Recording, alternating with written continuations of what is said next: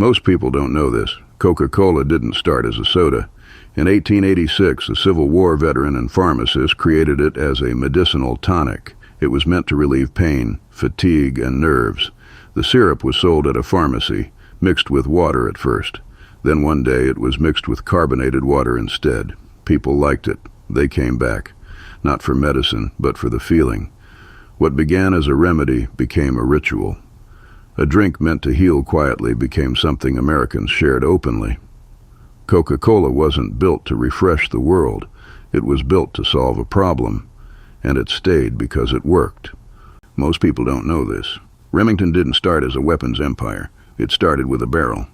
In 1816, a young man named Eliphalet Remington forged his own rifle barrel because he couldn't afford to buy one. The barrel shot straight. Neighbors noticed. Orders followed. Remington grew from a small New York workshop into one of America's largest firearms manufacturers. During the Civil War, Remington supplied rifles to Union forces. Later, they expanded into typewriters and ammunition, adapting with the country as it industrialized. Remington didn't get popular through marketing. It grew because its products worked, on the frontier, in war, and in the hands of everyday Americans. From a single forged barrel to a name stamped into American history. Most people don't know this.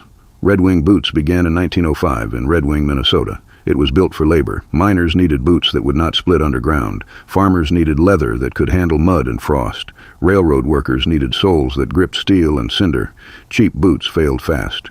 Red Wing used thick, full-grain leather, triple stitching, heavy soles, boots built to be resoled, not discarded. In the early 1900s, the company supplied workers across the Midwest, iron miners in Minnesota, oil workers in Oklahoma, factorymen in growing industrial cities. During both World Wars, Red Wing produced boots for the U.S. military. After the wars, the boots came back to job sites. They broke in hard. They lasted longer. They were not fashion. They were protection between a man and the ground he worked. Most people don't know this. Aluminum foil became common because of World War II. Before the war, aluminum was expensive and rare. It was used for specialty tools, not everyday life. Then WW II changed everything. Aircraft production exploded. Radar systems needed shielding. Military rations needed lightweight protection.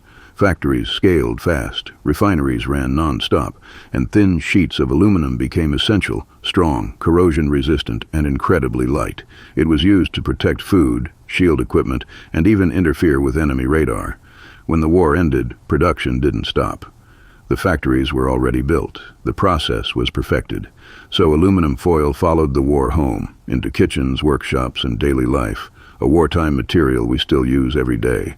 Most people don't know this. Kodak didn't just capture memories, they helped fight wars. During World War I and World War II, Kodak became a military supplier. Before satellites and digital tech, film was intelligence. Kodak film was used for aerial reconnaissance, photographing enemy territory, mapping positions, and tracking troop movement from the sky. They developed specialized film that could survive extreme cold, heat, and high altitude, and be processed fast enough to make battlefield decisions. Kodak cameras also documented the war itself, training manuals, equipment testing, factory production, and life on the front lines.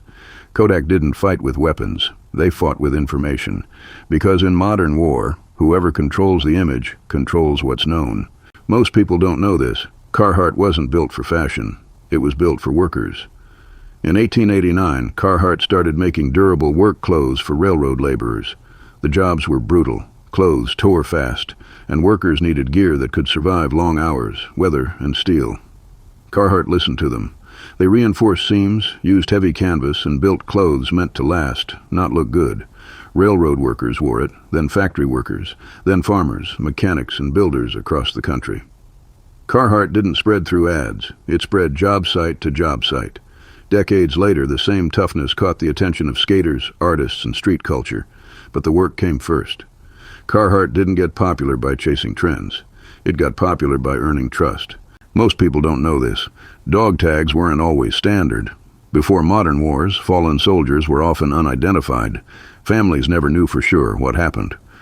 During the American Civil War, soldiers started pinning paper notes or writing names on cloth, anything to be recognized if they didn't come home. By World War I, the U.S. military made identification official. Metal tags were issued so every soldier could be named, recorded, and honored. 2 tags were worn. 1 stayed with the body. 1 went back to record the loss. They weren't called dog tags at first, but the name stuck because they worked the same way. Simple, durable, impossible to ignore. Dog tags weren't made for style. They were made for dignity. A name, a number, proof that someone stood, served, and mattered. Most people don't know this. Toy soldiers weren't made as toys at first. They were made as training tools. In the 1700s and 1800s, military leaders used small metal figures to plan battles, study formations, and teach strategy. Kings, generals, and officers moved them across tables like real armies. Eventually, those figures made their way into homes. By the late 1800s, companies in Europe and Britain began mass-producing toy soldiers, first from lead, then lighter metals, so ordinary children could play out the wars their nations fought. During the World Wars, toy soldiers exploded in popularity. They mirrored real uniforms, real ranks, and real conflicts. After World War II, metal gave way to plastic, cheaper, safer, and easier to produce, putting toy soldiers into millions of American homes. They weren't just playthings. They were how generations learned about duty, conflict, and service, long before they understood war itself. Most people don't know this. True Value began in 1948 in Chicago, Illinois. It was not founded as a single store. It was a cooperative. Independent hardware store owners joined together to compete with larger chains. They pooled buying power, shared distribution, standardized supply. Small-town hardware stores were under pressure. Big retailers could buy in bulk, lower prices, outspend local owners. True Value gave independents leverage, one storefront, local ownership, national supply strength behind it.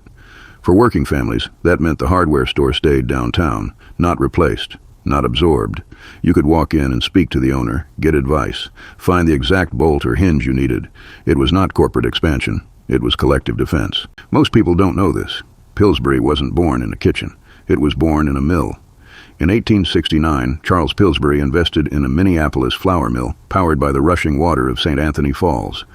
The Midwest was becoming the breadbasket of America. Railroads carried wheat east. Mills turned it into flour at record speed. Pillsbury built some of the largest flour mills in the world. By the late 1800s, their flour was winning international awards and feeding a growing nation. Long before the doughboy, Pillsbury was industrial. It helped turn wheat into one of America's most essential staples.